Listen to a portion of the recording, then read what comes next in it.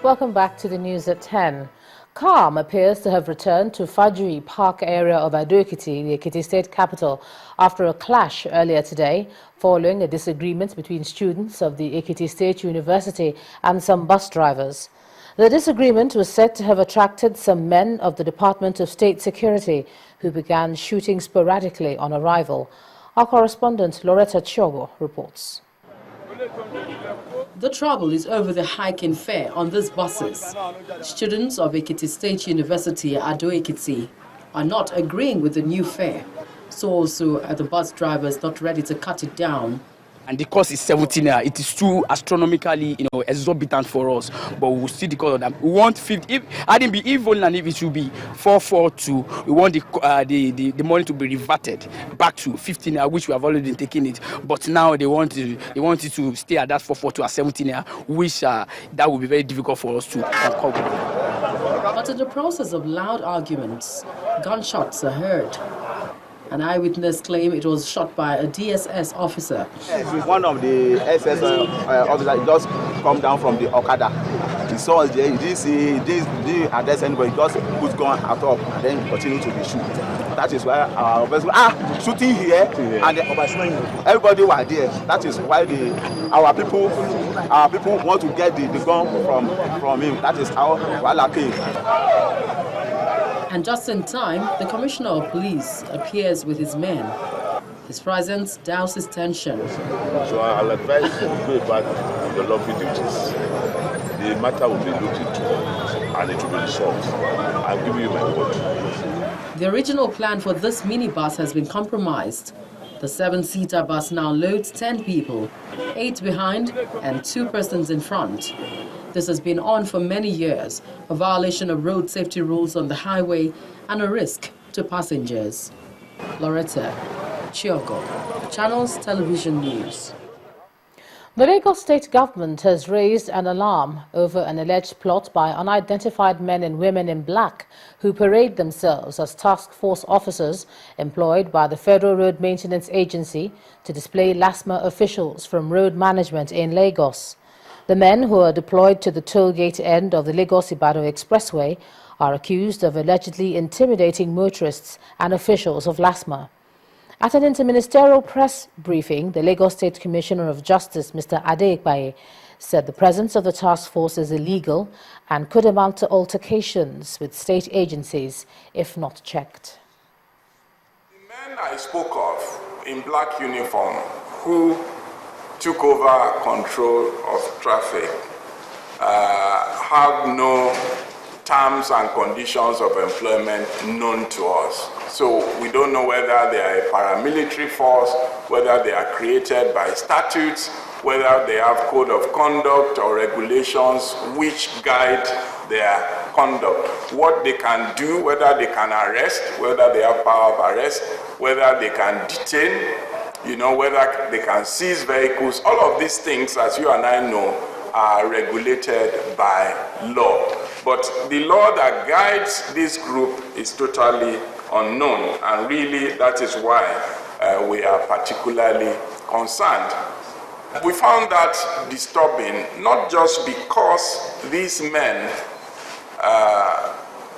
the bona fide of whom we do not know, were aided by armed policemen, to drive off men of the Lagos State Traffic Management Authority who were controlling traffic in the area. To some health matters now. The Niger Delta Development Commission has intervened to address the cholera outbreak in Andoni local government area of Rivers State. The Commission has donated drugs and medical supplies for distribution to their health centers in the affected communities.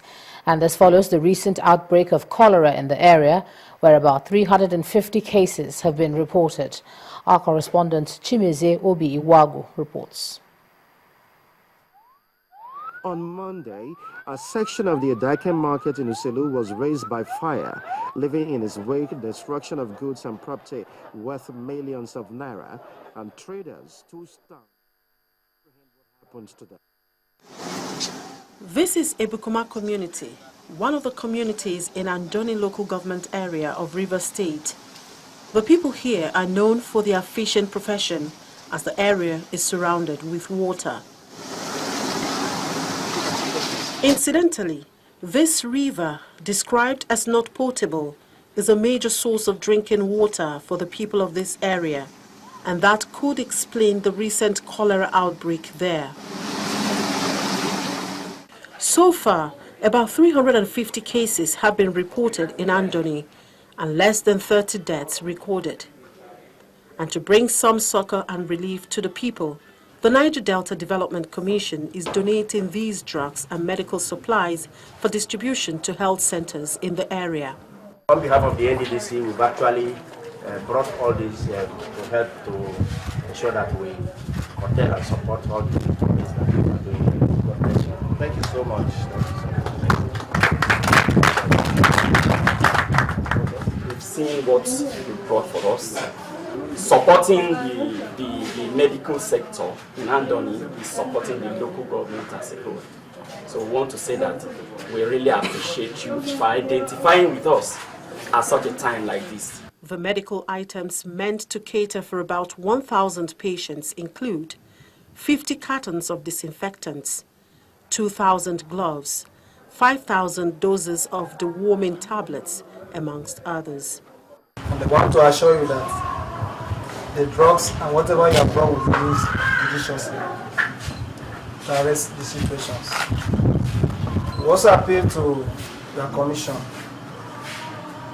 as the MOD has said, to facilitate whatever he has said in course of water supply, and not ordinary water supply, good water supply. Containing the cholera outbreak in this area is one thing. Preventing a repeat is another challenge the government and NDDC may have to look into. NDDC will make provision to ensure that we have good water, potable water that will help to sustain life and help them to get out of the situation. In fact, in other words, to stop this kind of repeat of this epidemic. It is expected that with these relief materials, the spread of the disease will be checked in Andoni. Chimezie Obi-Iwagu, Channels Television News. The Edo State Governor Adams Oshomole says the state government will set up a commission of inquiry to determine the cause of the fire incident at Uselu Market, assuring the traders of the government's support. The leaders of the market union told Channels Television that the reconstruction of the market will go ahead in spite of the disaster. On Monday, a section of the Edaiken market in Uselu was razed by fire, leaving in its wake destruction of goods and property worth millions of naira, and traders too stunned to comprehend what happened to them.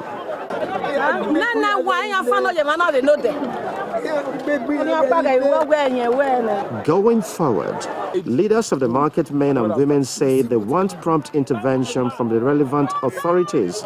But before then, they have arranged their own plan by seeking spiritual help to get to unravel the mystery behind the incident. What we really do, we go carry juju for people who put fire for the market.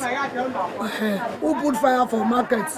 Now you know what you go see for inside. Today we repeated the same thing. Another juju man from Palace is still come and swear. Say who put fire for the market? We'll see what you go see for body. By the grace of God, sanity has returned, and it's the traders now who are now agitating for speedy reconstruction of the market, so that to arrest the occurrence of such developments. Although he was not around when the incident occurred, Governor Oshomole paid a visit to the market to commiserate with those affected, and he promised that those responsible for arson will be brought to justice. But be assured that we are with you at this hour, and we will identify with you, we will support you, and we will help you to mitigate the pain of this loss. So we will organize, set up an inquiry to find out what could have possible causes, because we are not God, only God knows, but as human beings we will take steps to establish whether this is an act of sabotage or it is caused by anybody's negligence or it is even sabotage. The Edaiken market is a major business hub in Benin City, and traders here say they are looking forward to a quick response from the local government council as well as the state government so that they can carry on with their trade as soon as practicable.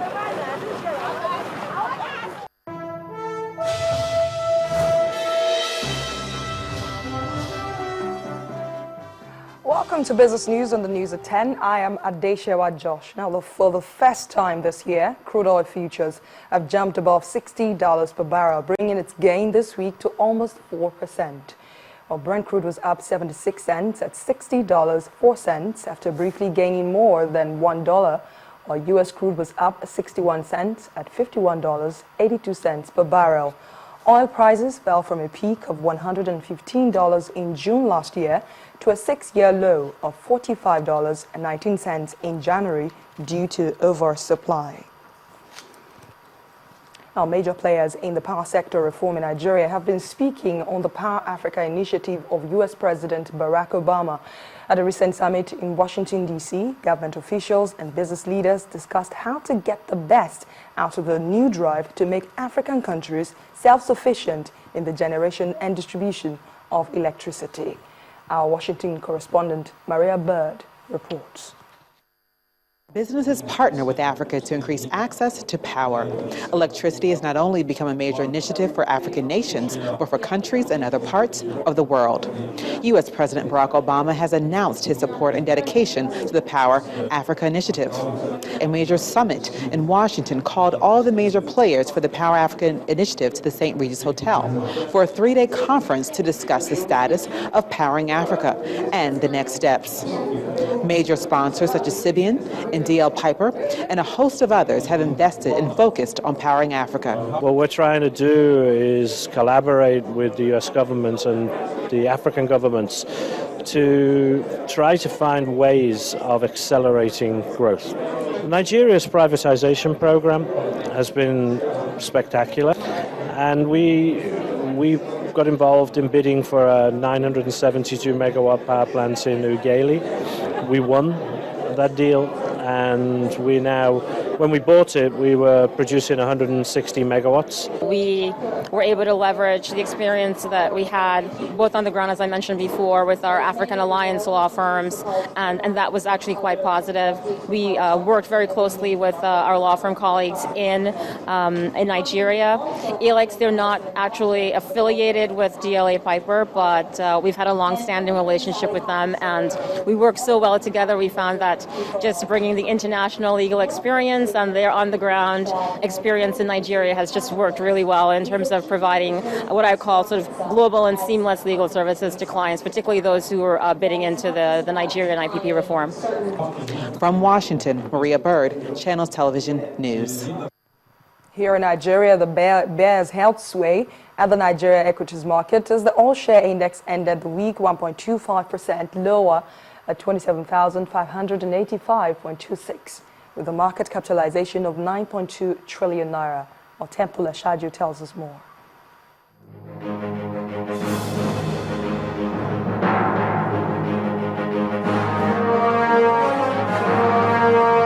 Hello and welcome to the Stock Market Report. Bearish sentiment dominated transactions at the Nigerian stock market as the all-share index dipped by 1.25% to end the week at 27,585.26. Now, 30 equities suffered losses, and 7up was the highest loser for the day, shedding 7 naira 85 kobo. It came ahead of Guinness and Total. On the other hand, 16 equities appreciated, and they include Seplat, Forte Oil, and Cadbury. On the volume chart, Guarantee Trust Bank led the pack with 114.22 million units of shares. And at the close of trade, volume traded increased to 513.88 million shares exchanged in 4,436 deals, and all these was valued at 7.07 billion naira.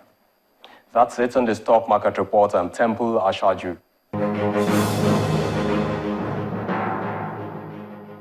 Thanks a lot, Temple. And that's Business News Tonight. The news at 10 continues in a moment.